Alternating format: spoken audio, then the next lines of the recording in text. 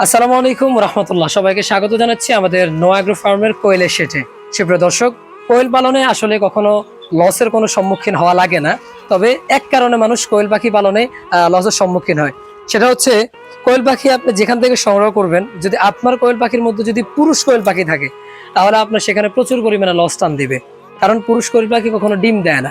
এজন্য প্রিয় নতুন উদ্যোক্তা তরুণ ভাই ও বোনেরা, আপনাদের উদ্দেশ্যে আমি যে কথাটি বলবো সেটা হচ্ছে, আপনারা কখনো অনলাইন থেকে কোনো পাখি কালেক্ট করবেন না।